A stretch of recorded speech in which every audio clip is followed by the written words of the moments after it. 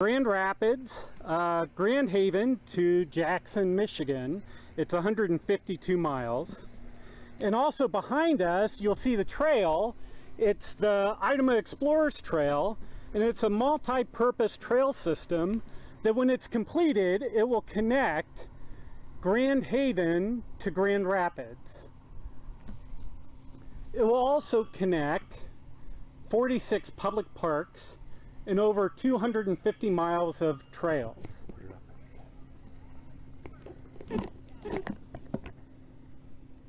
Thank you. So last week I got a call from Clay Summers, the executive director of MParks, and he said, Jason, do you have any projects that would be good stimulus fund projects? And I said, Clay, check your inbox.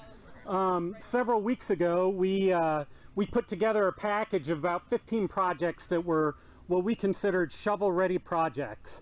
Projects we could get started in 2022 and have done by 2024.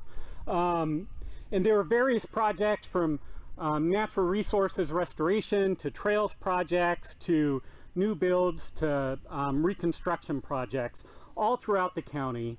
And he said, wow, these are wonderful. I'll call you back. I've got some conversations later today with the state's folks at the state, and I'll let you know what's going on. So he calls me back later and he says, hey, the governor wants to come to one of your parks and make an announcement. So here we are today. Thank you all for coming. A little bit about this project in particular. It's the Stearns Bayou Connector of the Grand River Greenway Idaho Explorers Trail. So it will connect this one last segment of this part of the Grand River Greenway, and when it's done, it'll connect in with the 231 bridge and the North Bank Trail on the north side, and it'll connect this little segment, this 2.4 mile segment, which will be then 27-mile loop that will connect a round loop of the segment. So, but alone, it's a $3.8 million project. So we have funding from our Ottawa County Parks millage. We have private dollars, we have transportation alternative dollars, as well as lots of fundraising from our foundation and the Grand River Greenway group that has fundraised for it. So special thanks to all those folks. A little bit about Ottawa County and our parks here. So we're so well known for Lake Michigan and our greenways, but as well with the Grand River, we have incredible wetlands in our bayous, which some are the best in all of Michigan, not just for the wetlands, but also for our bird species. And the Parks Commission has the burden of trying to balance the public access and the conservation with that. And these dollars today that they're going to talk about will help us continue to do that. And it's critical for us to do that. So last year alone, we saw, I think across the state, they saw an influx in 30% use. We saw that and many times more. The Google data saw some weeks we saw increases with the Google data of upwards of 30 or 300% mobility data on Google. Some is the highest in the state, the US, and the globe on some weeks. So Ottawa County is the fastest growing in the state of Michigan. We have the fastest growing in the town. We have the fastest growing township in the state of Michigan, and that's why this funding is the most important to help us continue to protect these resources, to continue to build this infrastructure, to make these assets here for our residents, for the state of Michigan, and for our visitors. So will you all please help me welcome Director for Michigan Department of Natural Resources, Dan Eichinger. He is Ottawa County's own, grew up right here in Holland, Michigan. So, Director? Thanks, sir. Thank you, Jason. I am not sure that there is a better place to be in the summertime than right here in Ottawa County. And I'm so grateful to all of you for coming out here, and thank you for the warm hospitality. It's awfully good to be home, and it's awfully good to be talking about how we can lift up our partners in the outdoor recreation space. As Jason shared with us just a minute or two ago, over the last year to 18 months, we have seen just a tremendous growth in the engagement of outdoor activities, camping, hiking, mountain biking, hunting, fishing, boating, all of the kinds of things that make Michigan unique, all the reasons that we live here. People are doing, and they are doing at a frequency and intensity that we haven't seen in an awfully long time. And as we heard the governor a couple of weeks ago make a historic announcement about the investments that we were going to be making in our Michigan State Park system to ensure that that system is vital, accessible, open, and welcoming to citizens for not just our current generations, but for future generations, I am so pleased to be here to participate in what will be a historic announcement about lifting up those most important partners that we have in the outdoor recreation space, and those are our counties, our cities, our townships, and our local municipalities, and their tremendous park and recreation assets and systems. So again, I'm so pleased to be here. It's awfully good to be back home in Ottawa County. I haven't been here. It's been a few weeks anyway since I've been down here. We came down for tulip time back in early May with my wife and children. It's always good to be home, and it's always good to be among friends. And with that, I want to take the opportunity here and introduce one of our good friends, Mr. Greg DeYoung, one of your great county commissioners here in Ottawa County, to talk about how important these systems and these places are to the residents that you serve. Take it away, Commissioner.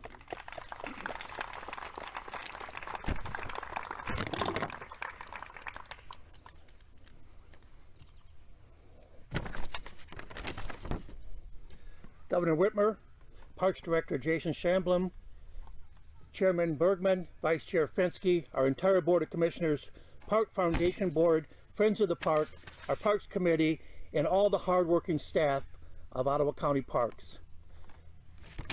We are so proud of our Ottawa County Park system. So many passionate people and groups working together to build and develop and maintain one of the best county park systems in the great state of Michigan, and we are proud of their work and dedication. Today, we welcome you all to Conner Bayou, one of our gorgeous parks in the Grand River Greenway, a prime example of what investment into parks and green spaces can offer. In a few short years, this park will be connected to Grand Haven to the west and Grand Rapids to the east by the Idamas Explorer Trail, and you'll be able to walk, bike, ride, paddle between these two great cities and thousands of acres of public land between them. And this matters. Parks through the pandemic gave us hope, encouragement, and health opportunities for all West Michigan visitors. People found peace in biking, walking, kayaking, spending time on Michigan's longest river, or just enjoying the big lake. No matter what type of outdoor activity you're looking for, Ottawa County has something for everyone. And thank goodness for it, because our parks are busier than ever. Today we are honored to have Governor Gretchen Whitmer here in Ottawa County at Conner Bayou announcing the $150 million investment in parks throughout our state. These federal dollars are flowing from the American Rescue Plan. These parks mean many things to many people, including recreational tourism dollars that support not only the states and local communities, but also those who live and work right here in Ottawa County. Ottawa County is now the fastest growing county in the state, and we welcome new residents every day. Outdoor recreation is part of that, advancing our economic prosperity by supporting high quality of life, talent retention, and raising property values. Tourism and Michigan parks generate values for the surrounding communities. They create jobs and sustain small businesses. On the average, for every $1 invested in conservation leads to $4 in economic benefit. Parks and Michigan outdoor recreation industry supports billions in state's GDP and sustains over 126,000 jobs and over $4.7 billion in wages and salary in Michigan. There are so many reasons why Ottawa County leads the state in growth. The quality of life, job opportunities, respect for each other, faith, family, friends, and of course, our Ottawa County parks. It is no wonder that we can say with earnest, Ottawa County is where you belong. Governor Whitmer, on behalf of all of us who love Ottawa County, thank you for spending the day with us. And now it gives me great pleasure and honor to introduce our governor, Governor Gretchen Whitmer. Thank you, Greg. That was great. Thank you. Thank you. Well, I feel like I stepped into an Ottawa County advertisement here. And it's great. I can see why the pride and glory of this county is, of course, the people who call it home, but also the phenomenal offerings that we have right here that we're able to take in this moment. And we're joined by the namesake of Idema, Ms. Idema, who's joined us here today. We're glad to have her. And so Greg and Dan and Jason, thank you. Thank you for the tour earlier today. I saw those kayakers out there. I'm hoping they put on their sunscreen. When I went kayaking this weekend, I did not, and my shoulders are a little pink. But anyway, we are here today to discuss critical investment in our local parks and recreation that will help us as a state continue our economic jumpstart as we recover from the pandemic that turned all of our lives upside down. We know that our investments in parks and recreation make Michigan a more competitive and attractive destination for tourism, and it pays enormous dividends for our seasonal and rural economies. We also know that COVID disproportionately hit our tourism and hospitality sectors. And so that's why ensuring that communities like this have the resources and support they need to emerge successfully from this pandemic is so important. Our outdoor recreation sustains 126,000 jobs and generates $4.7 billion in wages and salaries statewide. And unfortunately, over the last decade, we have not invested in our parks and recreation spaces at the level we should have been. Parks are essential infrastructure, and accordingly, we should invest. Now, with federal funds from President Biden's American Rescue Plan, I'm proposing that we use $150 million so that we can invest and modernize Michigan's local parks and develop new local recreation opportunities. Right now, this is a once-in-a-generation opportunity to make transformative investment in our outdoor spaces, and we ought to take it.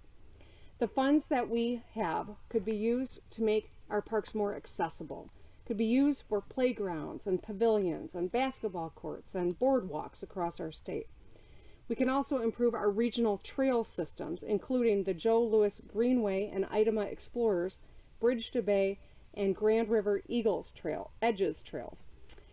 This investment will help communities who rely on tourism and nearby parks and local recreation opportunities for not just the residents who call Ottawa County home, but for all of those who travel to Ottawa County. And the $150 million that I'm proposing would be on top of the $250 million investment in state parks and recreation areas that I sketched out last month to begin tackling our backlog of state maintenance on state parks. So, parks bring us together. We saw through the pandemic how important it was to be able to get outside, to connect, to stay safe, to keep our sanity in insane moments, right? Our 10 million acres of public land are equally beloved by all Michiganders, regardless of geography or income or race or class or politics. Last November, Prop 1, which changed the Natural Resource Trust Fund formula to allow for more development of outdoor recreation opportunities on our public lands to ensure every community has access to outdoor spaces, it passed with over 80%. There aren't many things that are that beloved in this moment, and yet we know that our parks and recreation is.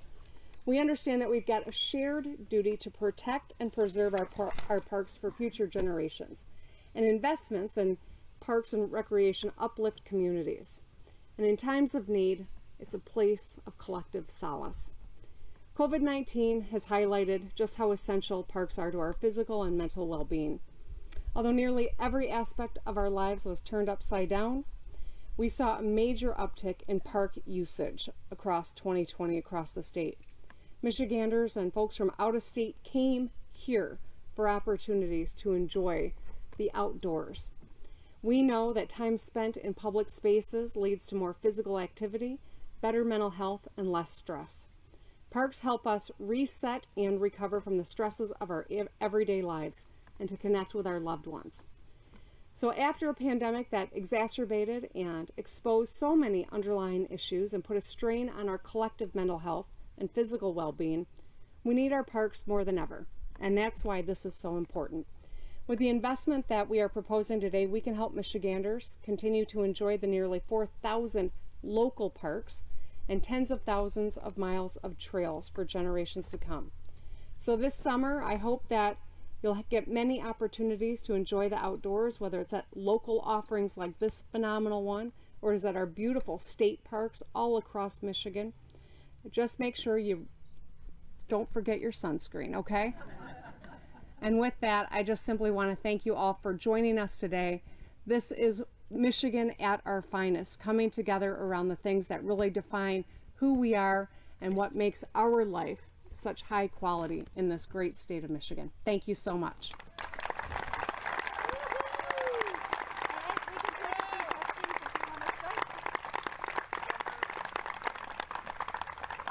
All right, we're going to take a few questions. Go ahead, Eric. Hi, Governor. This is a proposal that the legislature is going to have to agree on. They aren't going to be around probably until August. What is the expected timeline, and with the backlog of the budget and then these supplementals that you've been proposing? Well, while the phenomenal people who maintain and keep up our parks work 12 months out of the year, it'd be great if we could get a lot of work done yet this summer.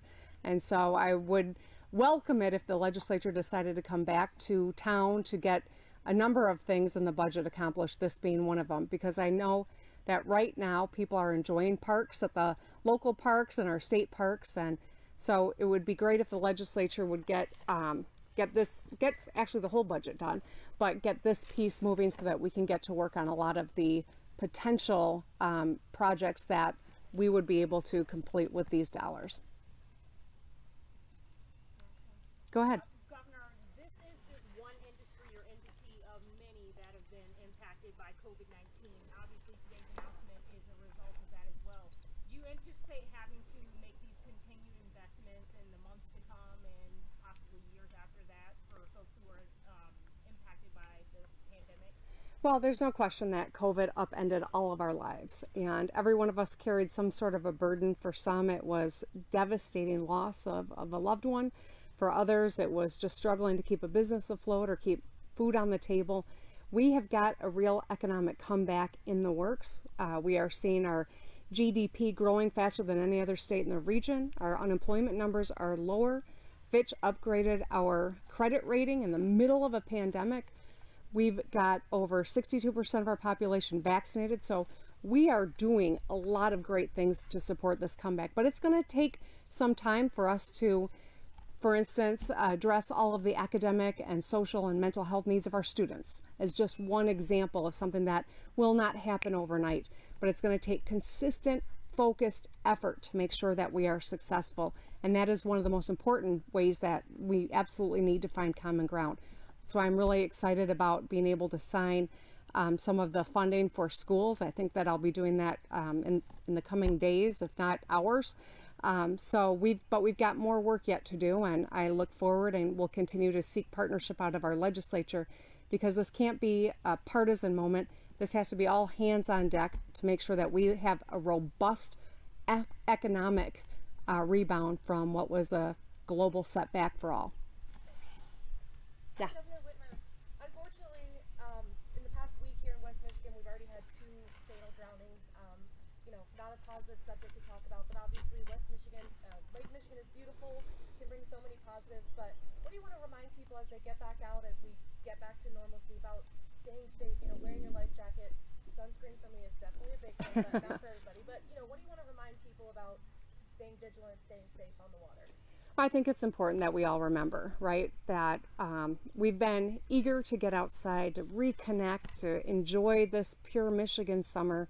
But we also have to be very mindful of the inherent dangers of being around water, especially for people who don't have, supervision for young folks, especially. But I think we need to wear our life vests. We need to take care of one another. I do think that it's important for people to remember that water is lovely and refreshing and a hallmark of Michigan, and yet we also have to be vigilant about staying safe when we're in it. We can take a few more questions. Governor Whitmer, on the topic of water, recently Republicans in the Senate introduced a plan to kind of use this federal funding for water infrastructure upgrades, things like replacing lead pipes, investing in groundwater studies, things like that. I was wondering if your office has had time to review it, and whether you think that it's an an appropriate measure to do, given some of the water issues we've had in Michigan recently? So I know that the legislature has proposed some aspects of the Michigan Clean Water Plan that I introduced a couple years ago. I think it's long overdue. We do need to rebuild our infrastructure, and of course I'm thinking about the roads and bridges, but the pipes that are underneath the roads, that is critical infrastructure as well. We have seen historic flooding in our state just in the last couple of weeks. And when you have underinvestment of critical infrastructure and colliding with climate change, we're going to see more and more of these catastrophic moments. And that's why we need to rebuild our infrastructure in a way that is resilient, but also tackle climate change. We can't do one or the other. We have to do both, not just for today, but for generations to come. And we've got a lot of work to do. And that's why I've been pushing my clean water plan. And if the legislature has some version of it that they want to work with us and get to my desk, I'm eager to move forward on that subject. One last question. For the $150 million program, are there set number of projects that are already kind of in your vision, or do you have an application process for local municipalities to, if it was approved, reach out into? I'm going to ask Director Eichinger to come and speak to that. We had $250 million that we've dedicated to state parks and $150 for local. And so your question's about the second piece, and I'll ask the director to answer it. Thank you, Governor. Thanks for that great question. So the big trick, obviously, is how are we going to do the implementation of this kind of investment? And that's one of the big roles that the Department of Natural Resources is going to play when this money gets appropriated and it gets turned over and we get an opportunity to spend it and get out of these communities. So the DNR, we manage several dozen recreation grant programs. These are things like the Natural Resources Trust Fund program, the Land and Water Conservation Fund, a Recreation Passport grant program.